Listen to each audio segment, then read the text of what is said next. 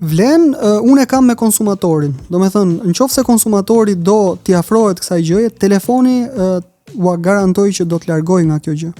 Sepse në qoftë se ti nuk I jep rëndësinë një filmi, unë do të citoj Tarantino këtu që shifet mirë keq nga shumë njerëz, po ai është film lover, nuk diskutohet fare. Tarantino thotë që në momentin që ti vendosesh të shikosh një film, gjithë dritat duhet jenë të fikura, muzika duhet të jetë, volumi duhet të jetë në maksimum dhe mos humbësh asnjë sekuencë sepse është sikur humb një flet libri.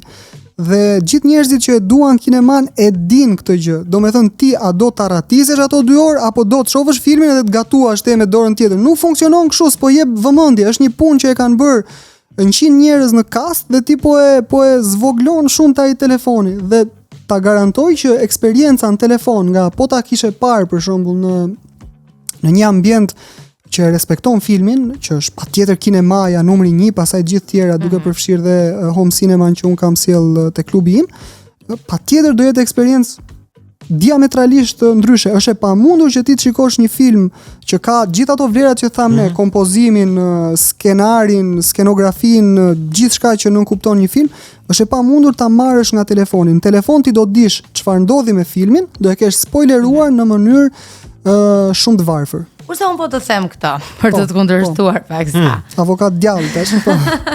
Për shembull, unë do zgjidhja tash në telefon jo se shoh mirë nga syt. Është çështje praktike.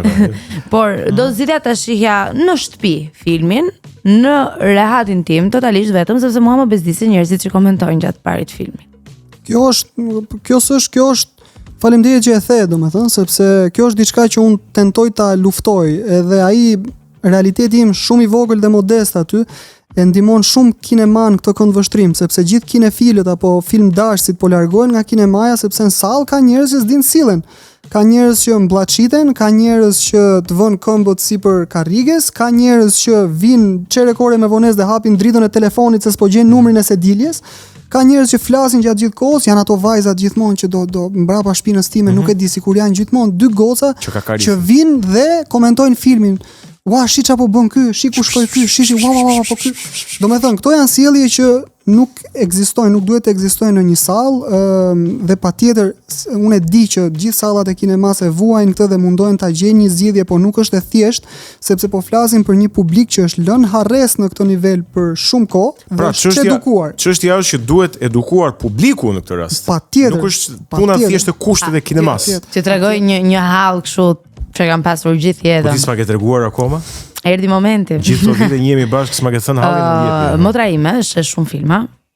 Unë tani këto kohë të fundit u bët goxha kohë që nuk jam konsumatore e rregullt, jo se s'dua, po thjesht kam mundësi dhe kohë, edhe nuk dua të përfundoj nuk dua të përfundoj duke e parë tek telefoni, se e di aty më humbet vëmendja nga mesazhet, po motra ime sapo fillon një film e ka parë përpara teja, dhe në 5 minutat e para ti di gjithçka që ndodh. Spoiler, 5 minuta. Ajo është momenti që unë nuk kam asnjë lloj dëshire ta ndjek ose thjesht, po të lutem, më lër ta kuptoj vetë çfarë po ndodh, ose ma thua. Shive. Ai është momenti I dhimbshëm, nuk e di për ty Erion edhe për ty Egon, po ngresit ç'është e diskutimi. Po, është diskutim shumë I vlefshëm, për mua s'është I dhimbshëm sepse unë jam rishikues, unë një film edhe po ma theti do ta shoh vet, nuk ka filma që I kam parë mbi 30 herë. Po që ajo që është e keqja tek kjo lloj sjellje është që ne gjenerojmë gjithmonë njerëz që duan të thonë un kam parë shumë filma dhe unë e kam parë këtë film. Më shumë se sa të thonë ore çam la ky film, atë la në gjë ky film. Bukur. Që është shumë, domethënë është qëndrimi. Që mos na bëni më spoiler për gjithë. Është hera e parë që unë dëgjoj dikoj që ta artikuloj këtë gjë. Filmi nuk është lajm gazete që ti e merr vesh çka ka ndodhur, informohesh edhe e hedh mbas shpine.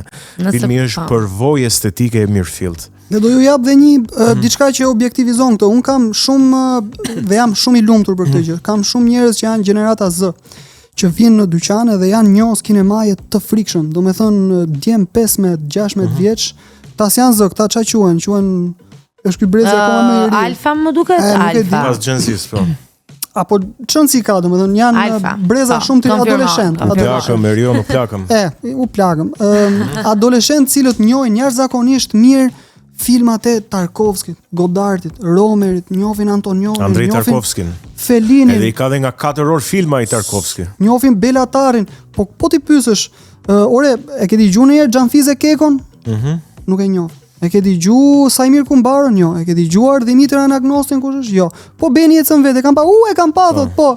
Po Xhanfize Keko nuk është emri i rrugës te Bar Oslo. Xhanfize Keko është regjisorja që bëri gjithë filmat me fëmijë, bëri 25 filma dhe dokumentar me fëmijë dhe mori e para në historinë e grua për më tepër, e para në historinë e Shqipërisë mori vlerësimin si artiste e popullit. Dhe ishte nderimi më i madh për kohën dhe bota sot, jashtë, kritika sot, se këtu nuk flitet fare, kritika sot, domethënë në Francë e kanë cilësuar si trufoja shqiptare, se trufoja që mbahet me nam që bëri revolucion në Francë, bëri një 8 filma me fëmijë, kjo ka bërë 25. I ka bërë me ndihmën e partisë tjetër muhabet. Trufoja duhet të jetë Xhanfize Keko e Francës. Dhe do ju jap një gjë shumë të bukur rreth kësaj që nuk është fol fare, më duket. Xhanfize Keko kur bëri filmin Kur xhirohet një film, u akuzua mbrapa dhe u vendos që mos t'jepej filmin sepse filmi ngjasonte shumë me filmin Kramer vs Kramer me Dustin Hoffman që mori çmim Oscar. Filmi i Dustinit kishte dalë një vit përpara dhe Xhanfizja u akuzua që kishte kopjuar. Dhe përgjigjja e saj është një nga përgjigjet më të mrekullueshme, po me çat kopjoja tha, unë s'kam satelit në kokë, kupton? Edhe ajo kishte sjell një jetë kur xhirohet një film që është tematik shumë e ngjashme me Kramer kundër Kramerit. Pa e patur iden fare që ekzistonte Kramer kundër Kramer e Dustin Hoffman. Po ne kemi emër rrugët e Bar Oslo, njohim Bar Oslo, po jo Xhanfize. Nuk besoj që jo, nuk e njohin të rinjt jo. Ta garantoj. Ose rrugicën aty te Bar Oslo ose autobusin e porcelanit që ka. Po pse Viktor Gjikën, pse Gzime Rebarën, pse Hysén Akanin, Zero më? Këto janë revolucionarë. Po pse more Eriona? Domethënë si është puna me këtë Gen Z? Ata janë shumë të mirë sa i takon filmave të tjerë, ti e the, po për filmat shqiptar nuk u thot gjë kultura shqiptare atyre. Kjo është frika ime, Erion. Kur vine shohin për shembull Vitet e pritjes, duke qenë se unë e kam shumë për zemër dhe e di që është i lirë nga propaganda, Vitet e pritjes e kanë parë mosha të reja që nuk e kishin parë dhe kanë filluar të qajnë, më kanë kërkuar librin se unë kam librin që ta lexojnë dhe janë lidhur shumë pas atij filmi. Po nëse ne i themi të rinjve që këto janë filma propagande, filma komunizmi, këto nuk bëjnë, hajti i hedhim plera, ndërkohë që ato janë punë shqiptarësh, nuk i ka bërë greku, si ka bërë serbi, i ka bërë një shqiptar që duhet jetonte në atë kohë, ishte artist, ishte i studiuar dhe duhet të bënte një film sipas kontureve që i vinte sistemi. Pse nuk na vënë konture sistemi tani? Për çfarë po dalim ne aty të sheshi? Në zoko, tani që të vazhdojmë. Duhet shkojmë tek hapësira muzikore, prandaj thash të tensionohemi pak me muzikë dhe muzikë kështu në një kolon zanore filmi, po të mos jetë shumë e gjatë që ta vëmë tash në hapësirën muzikore, se u kërkojmë gjithë të ftuarve. Na japin ndonjë këngë ose edhe ndonjë këngë po desh, jo domosdoshmërisht.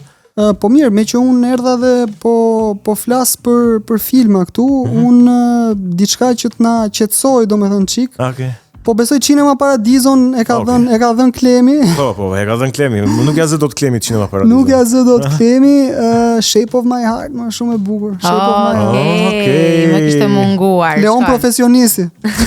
E dëgjojmë edhe rikthehemi.